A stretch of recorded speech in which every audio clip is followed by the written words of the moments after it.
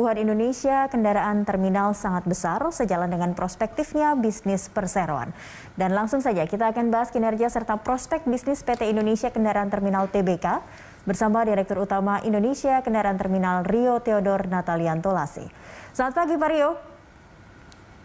Selamat pagi Mbak Cakri, para pemirsa. Baik Pak Rio, kita berbicara terkait kinerja dari IPCC begitu ya, dengan kode emitennya IPCC untuk Indonesia Kendaraan Terminal.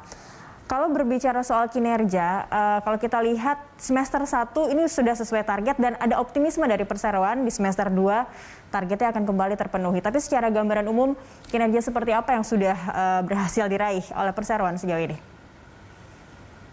Baik, jadi di semester 1 kinerja yang kita capai itu sudah melampaui daripada target Mbak Cakri. Jadi di awal tahun kita memprediksi bahwa kenaikan kinerja keuangan itu hanya 10-12%. Baik. Tapi realisasinya adalah lebih dari 30%. Tadi sudah disampaikan di awal bahwa untuk kinerja keuangan kita naik 32,79% dibandingkan tahun lalu. Ya, jadi kami melihat apabila tren ini terus menguat positif di akhir tahun, kami yakin bahwa untuk capaian pendapatan itu bisa lebih dari 460 miliar rupiah dibandingkan dengan target awal yaitu sebesar 399 rupiah. Jadi secara keuangan kinerja kami jauh melebihi target. Secara operasional juga sama. Jadi untuk kargo yang kami tangani itu dominan memang adalah kargo ekspor impor CBU atau completely built up unit. Itu sendiri mencatat kenaikan yang lebih besar daripada estimasi kami. Jadi walaupun kondisi pandemi COVID belum berakhir sepenuhnya, tapi karena kegiatan manufacturing sudah mulai membaik, sehingga ekspor impor itu mengalami kenaikan rata-rata di atas 30% untuk CBU. Baik. Kemudian jenis kargo lainnya untuk alat berat itu bahkan impor itu mengalami kenaikan lebih dari 70%. Ini menunjukkan bahwa kegiatan sektor pertambangan itu juga sudah mulai membaik, bahkan sudah mulai rebound, sehingga permintaan terhadap kendaraan alat-alat berat di bidang pertambangan itu mengalami kenaikan yang cukup signifikan. Jadi secara umum kinerja keuangan dan kinerja operasional kita sampai dengan semester 1 menunjukkan tanda-tanda yang sangat positif dan kami berharap ini bisa berlanjut sampai dengan akhir semester 2 nanti. Baik, dengan kondisi ataupun target bisnis atau sektor yang sama begitu ya. Artinya yang mendorong peningkatan kinerja perseroan bisa dikatakan ini dari sektor kargo begitu Pak Rio, atau mungkin ada hal lain yang bisa dimanfaatkan oleh perseroan karena kita tahu di 2020 selama pandemi ekspor ditutup, masalah kargo ini juga jadi hal yang merugi begitu di tahun lalu. Betul, jadi tahun lalu memang pandemi ini sangat berdampak luar biasa untuk aktivitas logistik secara umum. Dan tentunya karena terminal kendaraan adalah bagian dari mata rantai logistik, pastinya memang berdampak. Jadi kargo itu adalah kendaraan dan alat berat, itu memang komoditas utama yang kami layani di IPCC. Seperti itu. Jadi memang selain kargo yang sudah mulai rebound, jumlahnya sudah mulai meningkat, di sisi lain ada beberapa aksi korporasi yang kami lakukan ya, pembenahan, efisiensi, baik di sisi operasional, di sisi pengelolaan organisasi dan SDM, ada beberapa transformasi yang juga kami lakukan sehingga di sisi internal perusahaan juga pengelolaan perusahaan berjalan secara lebih efisien. Baik. Dan ini berdampak pada catatan atau laporan keuangan di IPCC. Baik, tadi Pak Rio sempat menyebutkan ada efisiensi juga dilakukan oleh perseroan karena ini sepertinya kunci juga dari banyak perseroan untuk menghadapi pandemi. Efisiensi seperti apa yang sudah dilakukan dan sejauh mana bisa memberikan kontribusi juga terhadap tadi kinerja dan juga pendapatan yang sempat merugi untuk saat ini bisa mencapai laba begitu Pak? Ya, efisiensi dari sisi operasional saat ini kami sudah mengubah atau membuat efisien SOP, standar operating procedure di perusahaan ya. Kalau semula itu prosedurnya terlalu panjang, itu kami persingkat berbasis order to cash. Jadi bagaimana kita membuat simple prosedur mulai dari order sampai dengan realisasi pelayanan. Baik. Kemudian kami melakukan kombinasi optimalisasi resources. Jadi sebelumnya itu ada pemisahan antara pengelolaan internasional dengan pengelolaan domestik. Saat ini kami blending, Pak. Jadi kita melihat betul-betul fokus kepada layanan mana yang kita prioritaskan sehingga resources itu bisa kita kelola atau kita alokasikan sesuai dengan kebutuhan yang real di lapangan. Baik. Kemudian efisiensi lainnya tentunya biaya-biaya yang selama ini menurut kami itu tidak langsung berdampak kepada bisnis atau istilahnya nice to have, itu kami coba kurangi dengan mengoptimalkan digitalisasi di perusahaan. Jadi transformasi di bidang digital, IT itu juga kami terus kembangkan, baik dari sisi hubungan kita kepada customers. Jadi IT sistem kita integrasikan dengan customer sehingga proses mulai dari pemesanan, ya track and trace, kemudian layanan di dalam terminal itu semua sudah menggunakan secara digital. digitalisasi. Baik. Kemudian dalam kegiatan office itu juga kita mengupayakan semua aktivitas karyawan itu menggunakan IT atau digitalisasi. Ya. Pengelolaan piutang juga kami upayakan. Saat ini kami sudah mereduce piutang perusahaan.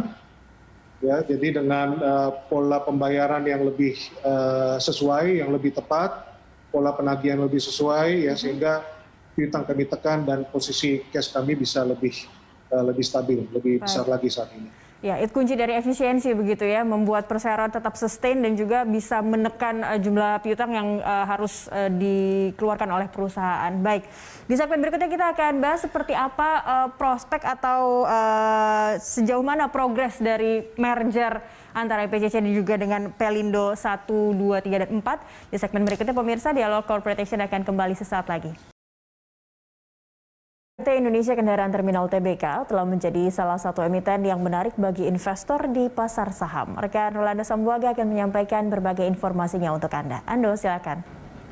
Ya, baik Cakri dan pemirsa, saham PT Indonesia Kendaraan Terminal Tbk telah tampil atraktif sejak awal tahun ini. Kita simak bersama datanya.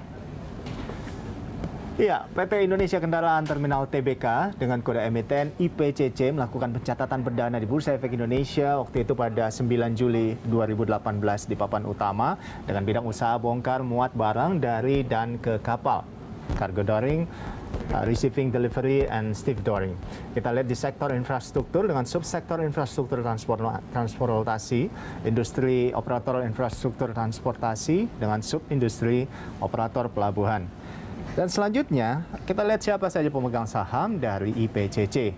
Dengan kode warna orange ya, kita lihat PT Pelabuhan Indonesia 2 ini memegang 1,29 miliar lembar saham ya, atau senilai atau sebesar 71,28%, disusul dengan berwarna biru PT Pelabuhan Indonesia Investama, yaitu senilai 100,6 juta saham atau 5,54%.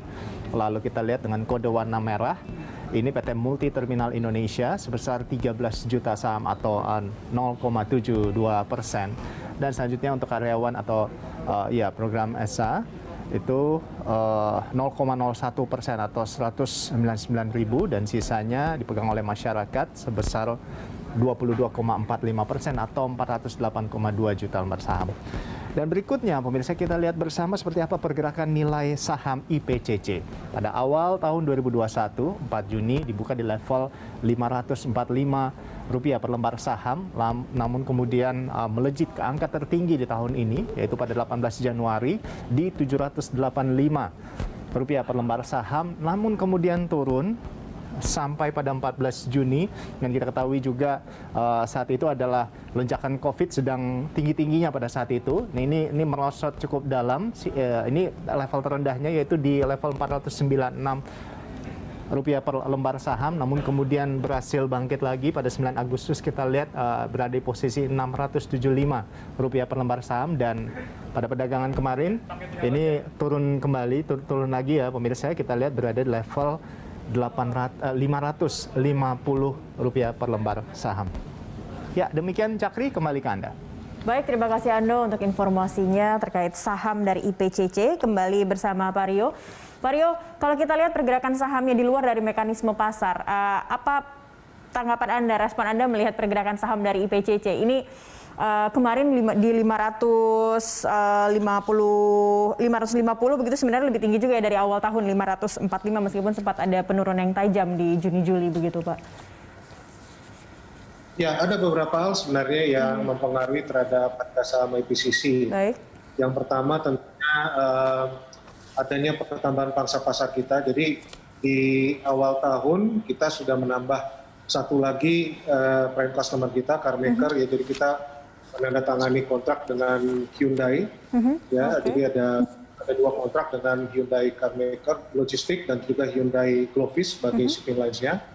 Jadi ini kedepannya tentunya akan berpulang untuk menambah throughput kendaraan yang dilayani di IPCC. Ya.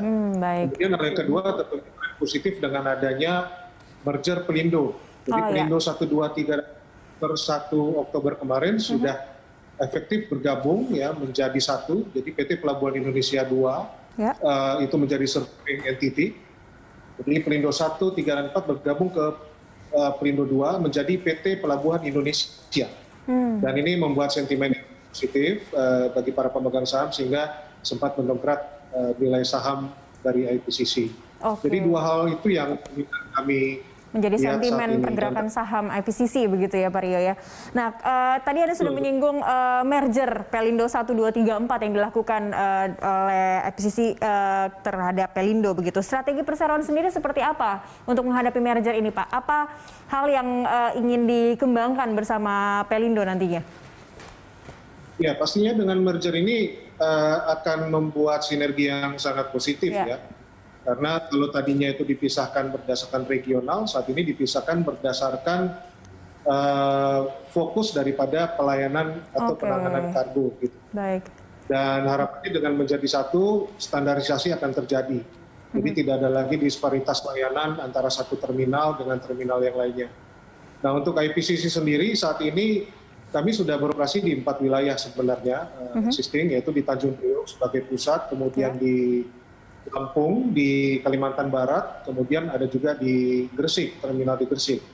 Nah, kedepannya dengan Pelindo bersatu, ini PT Pelabuhan Indonesia 2, cakupan ini bisa lebih luas lagi. Jadi semula itu ada beberapa terminal kendaraan ya di luar area geografis Pelindo 2 sebelumnya, ya, seperti di Medan, di Makassar, itu nantinya akan berpeluang juga ditangani oleh IPCC. Ya, jadi tentunya ini akan menambah volume yang dilayani oleh IPCC, bisnis juga akan lebih berkembang lagi, dan tentunya dengan standar yang sesuai ya, standar yang diharapkan oleh para pengguna jasa. Jadi ini juga yang kami terus kedepankan, bahwa customer demand itu selalu kami prioritaskan, sehingga adanya perbedaan antara layanan di Terminal 1 dengan yang lainnya itu tidak ada lagi. Baik. Ya, tidak ada lagi. Dan kemudian berikutnya adalah bahwa konektivitas. Jadi kita bisa mengukur seberapa efektif konektivitas antara terminal domestik. Seberapa efektif juga nanti sistem hub and spoke dari terminal apabila kita melakukan ekspor impor, tentunya akan lebih efisien lagi ke depannya. Nah, ini didukung tentunya dengan integrasi dari IT system atau digitalisasi. Nantinya pada saat Pelindo ini sudah atau IPCC sudah mengelola semua terminal kendaraan dengan baik, didukung dengan digitalisasi, efisiensi dan connectivity itu akan lebih mudah untuk dicapai. Baik, ini sudah tergambar seperti apa yang akan didapatkan dengan merger ini. Mengurangi disparitas, ada konektivitas yang semakin bisa tersambung dengan efektif begitu, dan juga efisiensi begitu ya Pak Rio ya. Baik, kita masih ada satu segmen lagi untuk membahas seperti apa prospek dari IPCC di tahun berikutnya. Pemirsa tetap bersama kami, Dialog Corporate Action akan segera kembali usai news update. Memiliki kontrak-kontrak yang langsung direct dengan para car maker. Nah, ini tentunya dengan harapan bahwa apabila ada hal-hal yang terkait dengan layanan atau aspek komersial yang perlu mendapatkan penanganan segera, itu akan lebih baik ke depan. Dan kami sudah sign kontrak-kontrak tersebut dalam jangka waktu beberapa tahun ya, 3 tahun ke depan. Sehingga ini juga akan lebih mensecure lagi untuk kegiatan bisnis kita ya. Secara long term IPCC ke depan untuk 3-4 tahun ke depan akan lebih secure gitu. Itu untuk Ya, Ya, itu untuk kegiatan kendaraan begitu ya, kontrak-kontrak yang kaitannya dengan kendaraan. Kalau kita lihat harga komoditas juga sedang melonjak, khususnya batu bara. Nah, sejauh mana ini juga mempengaruhi kerjasama dengan IPCC? ya, kita ada juga selain dengan tadi car maker CBU dengan beberapa perusahaan importir ya atau eksportir alat-alat berat, kita juga ada sign kontrak, dan kedepannya harapannya bisa bertambah lagi. Ada beberapa perusahaan yang memang kami sedang prospek sehingga kami bisa direct kontrak dengan mereka, gitu. Sehingga layanan bisa langsung direct secara komersial. Tentunya para car maker atau alat-alat berat ini bisa mendapatkan manfaat komersial yang lebih kompetitif apabila direct bersama dengan kontrak dengan IPCC. Ya, baik. Ditambah lagi tadi sudah ada merger dengan Pelindo 1, 2, 3, dan 4 begitu ya Pak ya. Kalau untuk Capex tahun depan Pak, berapa yang sudah dialokasikan atau dianggarkan oleh perseroan, dan target alokasi dari Capex ini penyerapannya untuk apa saja begitu direncanakan oleh perseroan? Tahun ini kita targetkan untuk capital expenditure itu kurang lebih 100 miliar rupiah. Ya, jadi memang dominan itu kita gunakan untuk menambah infrastruktur. Jadi kita ada membangun lapangan penumpukan baru untuk kendaraan itu secara infrastruktur ada yang sudah selesai kita laksanakan itu 2 hektar. Jadi saat ini masih berlanjut untuk menambah beberapa fasilitas infrastruktur ya seperti CCTV, penerangan, electrical gitu ya. Kemudian kita akan segera juga menambah kapasitas lapangan penumpukan kurang lebih 1,8 hektar, dan ini akan segera kita mulai. Selebihnya adalah dengan mengembangkan IT sistem kita. Jadi kita akan terus improve digitalisasi. Kita akan extend layanan digitalisasi kita ke car maker. Ya, jadi seperti terakhir ini di akhir September kemarin kita baru saja melaunching satu sistem yang cukup canggih ya, itu sistem untuk RFID, digitalisasi ya. Kita bekerjasama dengan PT Toyota Motor Manufacturing. Jadi dengan RFID ini maka track and trace mulai dari kendaraan itu keluar dari pabrikan Toyota sampai dengan diterima di terminal itu semua bisa ditelusuri atau kendaraan itu posisinya ada di mana, itu bisa dilihat oleh car maker, begitu juga IPCC.